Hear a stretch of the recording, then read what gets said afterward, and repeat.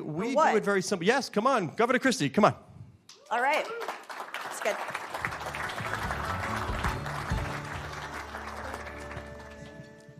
What a day to be in New York City. Oh, yeah. There is an adage among, you seem like you know where I'm going with this, folks. There's an adage among sports owners that they want to socialize the costs, taxpayer-funded stadiums, and privatize the profit. None of that goes back. So speaking of socialism, yeah. Round of applause for the segue, please. Yes, you know where I'm going. Take it away, Governor. Look, if you're gonna, since my title is betting on growth, if you were gonna bet today, the bet would be to bet on Mamdani to be elected today as the next mayor of New York City. I think it will be significantly closer than the polling has shown, and I think that, ironically, Andrew Cuomo is the Donald Trump of this election. What do I mean? In 2016, Trump was consistently behind in the polls and wound up narrowly winning because it was politically incorrect in 2016 to say you were going to vote for Donald Trump. So people would not tell pollsters they were voting for Trump, but they'd go into the voting booth and bang, they voted for him and got out. I think you're going to see a lot of that today with Andrew Cuomo. I don't think it's politically correct right now in this liberal city to be saying that you're going to vote against the young, telegenic, exciting socialist. But I think a lot of people are really worried. And I will tell you, Scott, I'm not worried from the socialism perspective. He's not going to be able to institute socialism in New York City. He's not going to have the money to do it. Kathy Hochul's running for re-election next year. She's not going to allow him to raise taxes because she'll own those tax increases and she won't want to own those tax increases in a re-elect. Here's what I'm worried about. When I was governor of New Jersey, I inherited a budget that was $29 billion, and in 8 years it went from 29 to 34. My successor inherited my $34 billion budget. He's taken it in 8 years from 34 to 58, a 72% increase. 9.5 million people in New Jersey, about 9.5 million people in New York City. You know what the New York City budget is this year? $115 billion. $115 billion for the same number of people and significantly smaller landmass. And you are turning over a $115 billion budget to a 33-year-old guy who's never had a full-time job. What could possibly go wrong? And I think that what people in New York are going to be and should be concerned about is the operation of government. Will the trash get picked up? Will the streets get cleared from snow? Will the schools operate okay? I mean, the blocking and tackling of an executive political leadership job is to do those basics. And this is a guy who's never had to show up at work in the morning, never had to work a weekend, never had a boss, never had, that experience. When you haven't had that experience of having a boss, how the hell do you know how to be a boss? We all learn in part how to do that from watching the people who have mentored us. No one has mentored him. Those are the things I think you need to be much more worried about than, is he really going to have city-run grocery stores? No. Is he going to build 200,000 units of affordable housing? Get real. Not going to happen. Is he going to have free buses? No, in part because he doesn't control the MTA. The state does. I mean, this is the joke of it. He could, if he wanted to make them free, he couldn't. The governor makes that decision, not him. So socialism is the headline, but competence is going to be the concern, I think, if we sit here a year from now and Mamdani has been the mayor for a year. I think that's what people are going to be worried about. One of my former bosses, I've had them, was Mike Bloomberg. Mm-hmm. Mike took office, and I will say this, he did not know a heck of a lot about sports. Didn't care for it, didn't know. He used to call me and say, I'm going to the game tonight. What do I need to know? I said, don't spill the beer, have true. A popcorn. That's it. But he did appreciate, and this was great for me working at Bloomberg, he gained an appreciation for how much sports means to so many people. Yep. So as a politician, can we ever really separate sports and politics? Well, politicians don't want to, because sports is that kind of one area where you can be in legion with your constituents regardless of their political affiliation. So if you're, in New York City, the best example of this in political history is John Lindsay, going way back to 1969. Lindsay was a horribly unpopular first-term governor of New York City. And then all of a sudden, one of his aides, who probably was the mid-'60s Scott Soshnick, came to him and said, something's happening out in Queens. Like the Mets, something's happening with the Mets. And he said, I hate baseball, I don't care. And they're like, you should care. You should start going out there. And much like, Mike didn't know anything about sports, John Lindsay knew even less probably, but he started going out to Mets games, and people started to see him there. And as the team started to win, he started to be down on the field and with the players. And then ultimately in October, when the Miracle Mets won the '69 World Series, he was in the locker room with Tom Seaver, the icon of New York City in 1969, pouring champagne on his head. He had lost the Democratic nomination for mayor. He ran, as Cuomo was doing, as an independent. And after that champagne bath, he won going away. So politicians don't want to be separated from sports because it's the one thing that drains ideology out of them. If you're a Giants fan and you're wearing blue and red and you're at MetLife Stadium, they don't care whether you're a Republican or Democrat as long as you're cheering for the Giants. My problem, of course, is that I was governor of New Jersey. Half the state are Giant fans in the north, the other half are Eagles fans in the south, and I'm a Dallas Cowboys fan. The only thing that the Eagles fans and the Giant fans can agree on is they hate the Dallas Cowboys. And I would not go visibly to football games of either the Giants or the Eagles, because if they'd see me, they'd start booing me. So that's the one downside to sports and politics. If you root for the wrong team, you're in big trouble. That's nice that you thought it was your sports affiliation they were booing. That's great. Good for you. There's some self-awareness for you, folks. So, what about Jerry? You are a Cowboys fan. You can't be happy that this team is not winning. Should Jerry try something new? Maybe not be the GM? You know Jerry, right? I do. No shot. I'm not saying he's going to do it. Should he try it? I can't even separate the reality from the question. Like, I've known Jerry Jones for a long time now. He is who he is. He's not going to change. He's 83 years old. And I don't know, most 83-year-olds that I know are not change agents. And Jerry's going to be who he is.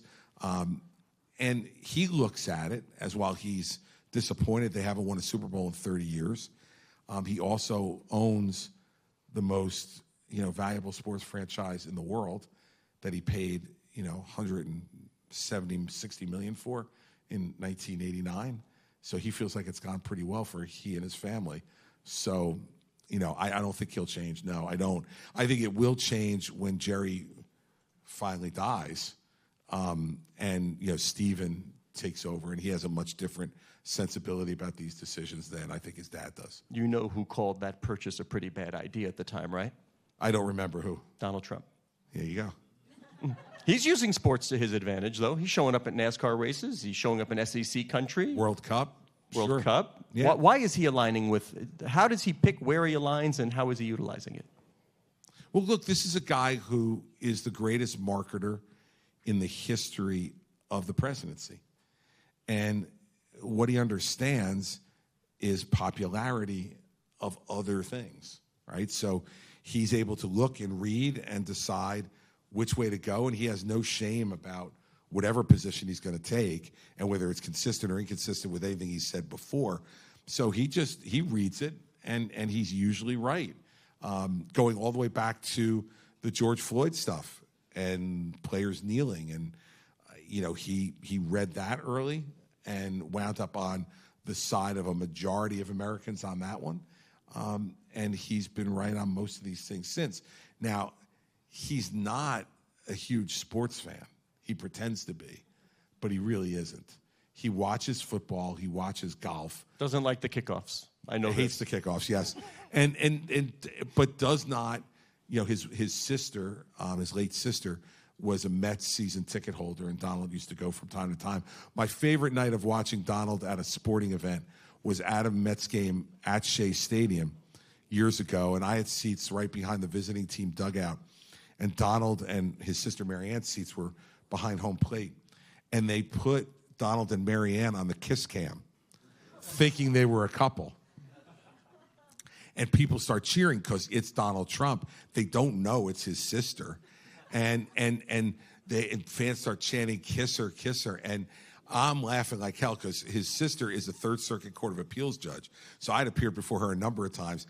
And she finally, in Marianne fashion, put her hand in, as he started to lean in to kiss her, put her hand in his face and pushed it back.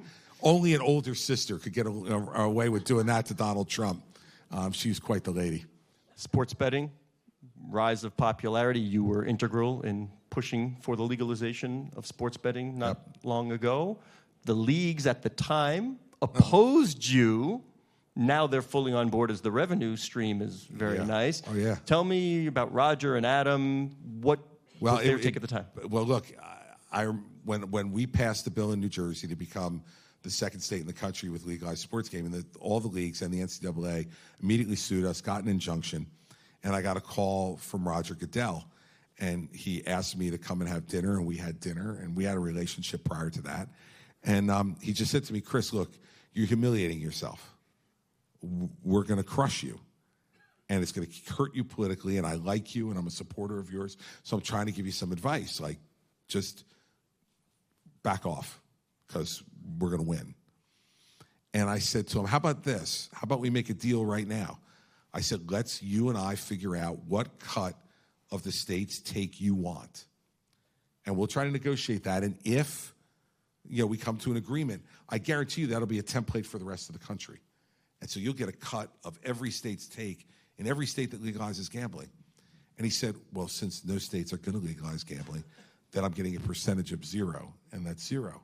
And I said, okay. And we got up, shook hands, that was it. Fast forward 6 years. The litigation took 6 years.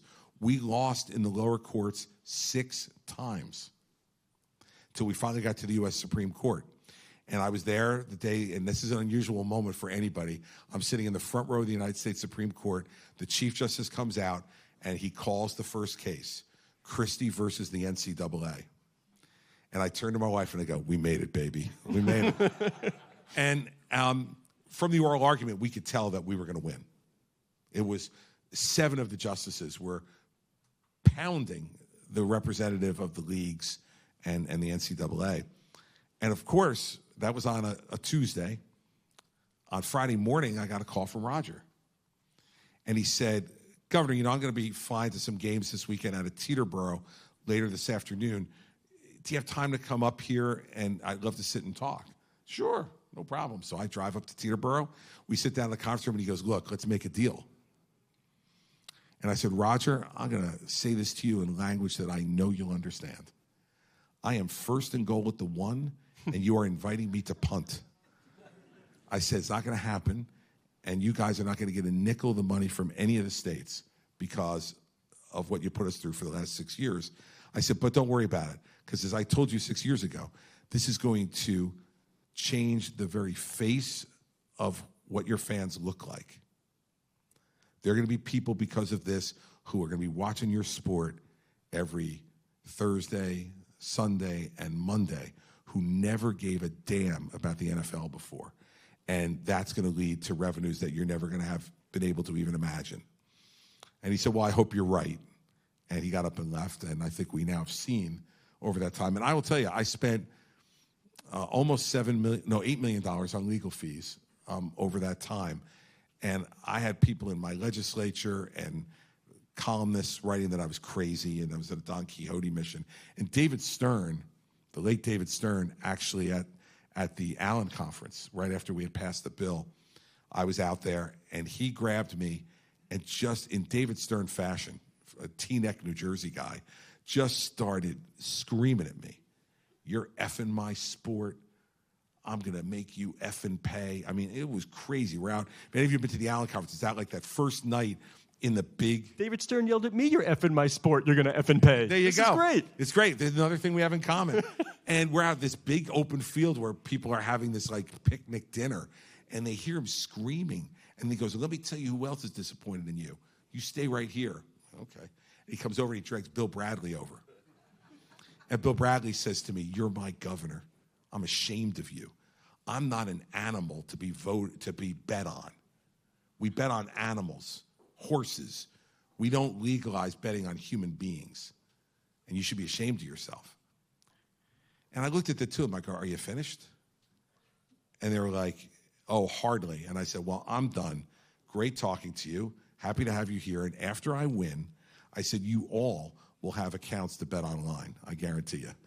And I turned around and walked away. So it was not a very easy time, and there were not a lot of people who were in our corner. But it has changed the face of sports in this country. And I think with the recent news, just quickly, like, let's keep these things separated. You know, the poker game stuff has nothing to do with sports betting.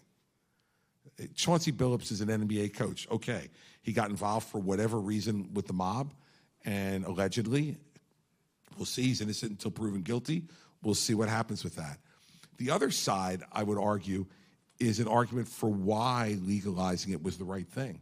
Because now you have, pick whatever company you want, FanDuel, DraftKings, any of them.